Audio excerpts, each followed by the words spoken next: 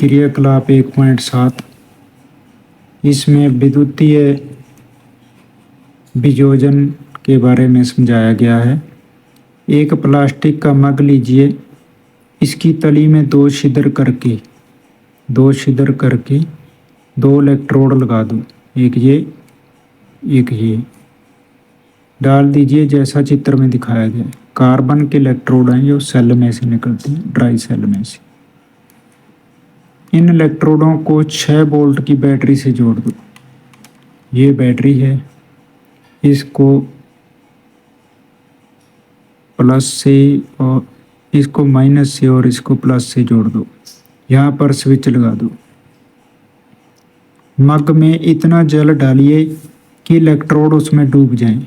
Electrode जो हैं डूब गए हैं इसमें। जल में तनु सल्फ्यूरिक अम्ल की कुछ बूंदें डाल दो।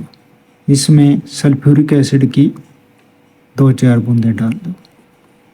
जल से भरी दो अशंकित परखनलियों को दोनों कार्बन इलेक्ट्रोडों के ऊपर उल्टा रख दीजिए, जैसे ये उल्टी रख दी जल से भरी। इनको भी जल से भर के दूसरी दोनों परखनलियाँ रख दी। अब विद्युत धारा प्रवाहित करके इस उपकरण को थोड़ी देर के लिए छोड़ दीजिए, 1-2 घंटे के लिए छोड़ दीजिए। दोनों इलेक्ट्रोडों पर आप बुलबुले बनते हुए देखेंगे। दोनों इलेक्ट्रॉनों पर बुलबुले बन रहे हैं। इस पर ज़्यादा बन रहे हैं, एनोड पर, कैथोड पर थोड़े कम बन रहे हैं। क्या दोनों परखनलियों में एकत्रित गैस का आयतन समान है? नहीं, एक में ज़्यादा एक में कम है। जब दोनों परखनलियाँ गैस से भर जाएं, तब उन्हें सावधानी पूर्वक हटा लीजिए। एक जलती हुई मोमबत्ती को दोनों परखनलियों के मुंह के ऊपर लाकर इन गैसों की जांच कीजिए। सावधानी, इस चरण को शिक्षक के द्वारा सावधानी पूर्वक किया जाना चाहिए। दोनों स्थितियों में क्या होता है? दोनों परखनलियों में कौन सी गैस होती है? एक में हाइड्रोजन गैस होती है, एक में ऑक्सीजन गैस होती है। जब इसके पास तिल्ली लेकर जाएंगे तो जलती रहेगी, बुझेगी तो नहीं, परंतु और कुछ नहीं होगा। परंतु जब हम हाइड्रोजन वाली परखनली के पास लेकर जाएंगे तो जहाँ पर ये पॉप की आवाज़ से हाइड्रोजन एकदम से जलेगी, जैसे रॉकेट में से पीछे की ओर धुआं निकलता है। इसमें धुआं नहीं निकलेगा, आग निकलेगी नीले रंग की। ये प्रयोग हम करके देखेंगे। अगला क्रियाकलाप है क्रियाकलाप 1.8। इसमें सूर्य का प्रकाश है। ये जो विद्युत के द्वारा वियोजन हुआ था इसे विद्युतीय वियोजन कहते हैं। और अब हम प्रकाश के द्वारा वियोजन का एक उदाहरण पेश कर रहे हैं क्रियाकलाप 1.8 में। चाइना डिश में 2 ग्राम सिल्वर क्लोराइड लीजिए। ये सिल्वर क्लोराइड है। इसका रंग क्या है ये भी देखना है। इस चाइना डिश को थोड़ी देर के लिए सूर्य के प्रकाश में रख दें। जहाँ पर सूर्य का प्रकाश आ रहा हो उसमें रख दें।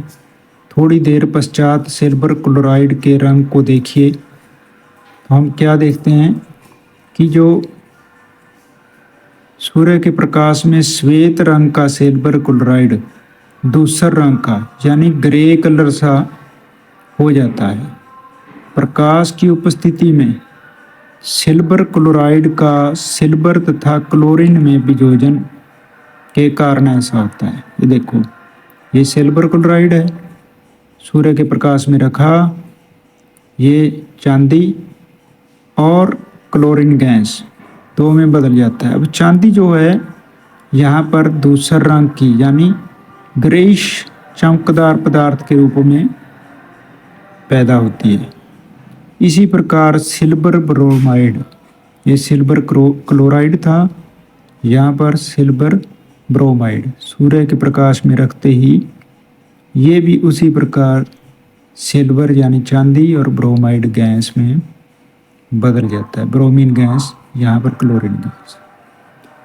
इन दोनों का सिल्वर क्लोराइड और सिल्वर ब्रोमाइड दोनों का प्रयोग श्याम श्वेत फोटोग्राफी यानी ब्लैक एंड वाइट जो फोटोग्राफी होती थी पुराने ज़माने में, उसमें प्रयोग किया जाता था। किस प्रकार की ऊर्जा के कारण जब वियोजन अभिक्रिया होती है? ये प्रकाश की ऊर्जा के कारण वियोजन अभिक्रिया होती है। हमने 3 प्रकार का वियोजन देखा है, तापीय वियोजन, विद्युतीय वियोजन और प्रकाशीय वियोजन। 3 प्रकार है वियोजन अभिक्रियाओं के। हमने देखा कि वियोजन अभिक्रियाओं में अभिकारकों को तोड़ने के लिए ऊष्मा, प्रकाश और विद्युत ऊर्जा की आवश्यकता होती है। जिन अभिक्रियाओं में ऊर्जा अवशोषित होती है उन्हें ऊष्मा शोषी अभिक्रिया कहते हैं। यानी प्रत्येक वियोजन अभिक्रिया को हम अवशोषण अभिक्रिया भी कह सकते हैं, क्योंकि इसमें ऊष्मा का किसी न किसी रूप में अवशोषण होता रहता है। यानी ये ऊष्मा को सोखती हैं, इनको गर्म करना पड़ता है पहले, फिर ये अभिक्रिया होती है। परंतु यदि हम संयोजन अभिक्रिया की बात करें तो उनमें ऊष्मा जो है निकलती है। जिन भी अभिक्रियाओं में ऊष्मा निकलती है वे ऊष्माक्षेपी अभिक्रियाएं हैं। यानी जो संयोजन अभिक्रियाएं वो ऊष्माक्षेपी अभिक्रियाएं हैं, जो वियोजन अभिक्रियाएं हैं वो ऊष्माशोषी अभिक्रियाओं का अच्छा उदाहरण है। निम्नलिखित क्रियाकलाप करें। एक परखनली में 2 ग्राम बेरियम हाइड्रोक्साइड लीजिए, इसमें 1 ग्राम अमोनियम क्लोराइड डालकर कांच की छड़ से मिलाइए। अपनी हथेली से परखनली के निचले सिरे को छुएं। आप कैसा महसूस करते हैं? क्या यह अभिक्रिया ऊष्माक्षेपी अथवा ऊष्माशोषी है? हम इस अभिक्रिया को करके देखेंगे और इन क्वेश्चनों को भी हल करेंगे अगली वीडियो में।